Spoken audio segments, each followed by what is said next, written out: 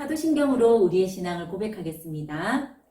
전능하사 천지를 만드신 하나님 아버지를 내가 믿사오며 그 외아들 우리 주 예수 그리스도를 믿사오니 이는 성령으로 잉태하사 동정녀 마리아에게 나시고 본디오 빌라도에게 고난을 받으사 십자가에 못 박혀 죽으시고 장사한 지 사흘 만에 죽은 자 가운데서 다시 살아나시며 하늘에 오르사 전능하신 하나님 우편에 앉아 계시다가 저리로서 산자와 죽은 자를 심판하러 오시리라. 성령을 믿사오며 거룩한 공예와 성도가 서로 교통하는 것과 죄를 사하여 주시는 것과 몸이 다시 사는 것과 영원히 사는 것을 믿사옵나이다. 아멘. 이번 주도 안 아프게 해주셔서 감사합니다. 앞으로도 안 아프게 해주시고, 그리고 코로나 때문에 정말 힘들지만 하나님께서 저희를 지켜주셔서 빨리 코로나 끝나게 해주시고 마스크 벗는 세상이 올 수 있게 해주세요. 예수님 이름으로 기도합니다. 아멘.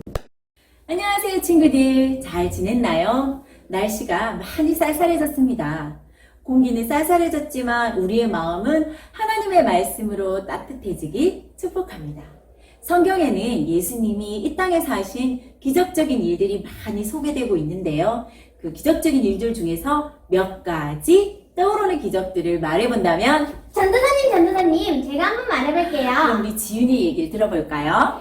죽은 나사로가 다시 살아나고, 앞을 보지 못했던 맹인이 눈을 뜨게 되고, 의사도 고치지 못했던 불치병을 가진 사람이 낫게 되고, 물이 변해 포도주가 되었대요. 물고기가 잡히지 않는 곳에서 그물이 찢어지게 많은 물고기가 잡히고, 떡 5개와 물고기 2마리로 5,000명이 많이 먹고, 12바구니를 남겼지요.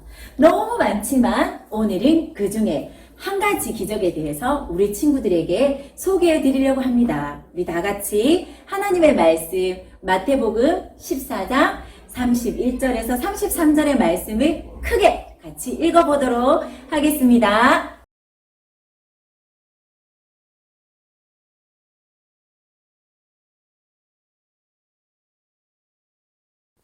읽은 말씀 속으로 출발!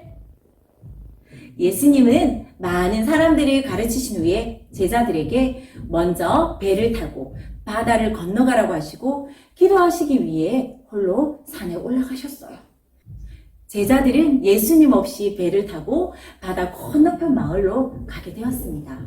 그런데 새벽이 되자 잠잠했던 바다에 거친 바람과 큰 파도가 일기 시작했고 큰 바람 때문에 배가 이리저리 흔들렸습니다.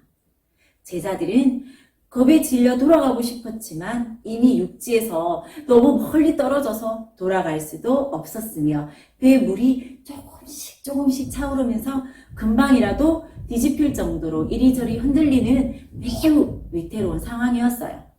배 안에 있던 베드로는 어부였고 바다에 대해 잘 아는 바다 전문가였지만 이 어려운 상황을 해결할 수가 없었답니다. 제자들은 큰 파도와 짙은 어둠 속에서 물에 빠져 죽을 수 있다는 공포감과 함께 아무것도 할 수 없어 매우 두려웠을 거예요. 그때 멀리서 누군가 제자들에게 걸어오고 있었어요. 깜깜한 바다 위를 누군가 걸어온다고요? 나라면 물에 빠져 죽기 전에 놀래서 먼저 기절했을 것 같습니다. 아니나 다를까 어두운 바다 한가운데에 그것도 파도가 내리치는 바다 위를 걸어오는 사람의 형체를 보고 제자들은 너무 무서워 소리쳤어요. 유령이다! 유령이 나타났다! 거친 파도 위를 걸어서 제자들 앞에 나타난 분이 말씀하셨습니다. 안심하라, 나다. 두려워하지 마라. 그분은 바로 예수님이셨습니다. 베드로는 물 위를 걸어온 예수님을 보고 흥분해서 말했어요. 만일 진짜 예수님이시면 저에게 물 위로 걸어오라고 말씀해 주세요. 예수님은 베드로에게 오너라 말씀하셨고 베드로는 정말 배에서 내려 예수님을 향해 물 위를 걸어갔습니다. 하지만 물 위를 걷던 베드로는 파도를 겪고 거친 바람을 느끼자 두려움이 생기고 물에 빠지면 어떡하지 하는 의심이 들기 시작했습니다. 그 순간 베드로는 그만 물에 빠지고 말았어요. 처음에는 분명 물 위를 걸었던 베드로인데 갑자기 왜 물에 빠졌을까요? 처음엔 예수님 말씀을 믿고 의지했기에 물 위를 걸을 수 있었지만 그만 그 마음에 의심이 생기는 순간 물에 빠지게 된 것입니다. 예수님, 살려주세요! 살려주세요! 예수님은 물에 빠져 바둥거리며 도움을 구하는 베드로에게 손을 내밀어 붙잡아 주셨어요. 그리고 말씀하셨습니다. 믿음이 작은 자야, 왜 의심하느냐?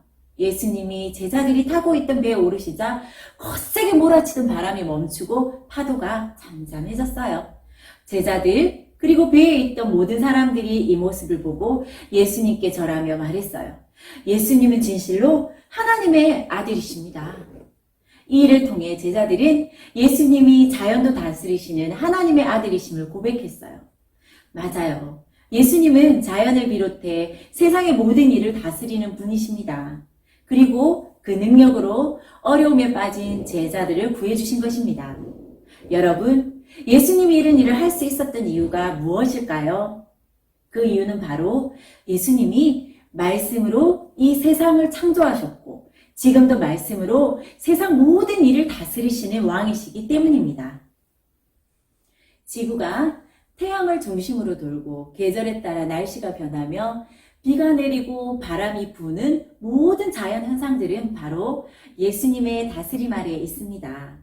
또한 우리가 예수님을 믿고 있지만 우리가 살고 있는 이 세상에는 제자들이 만났던 바람과 물결처럼 우리를 어렵게 하고 두렵게 하는 일들이 많이 생깁니다.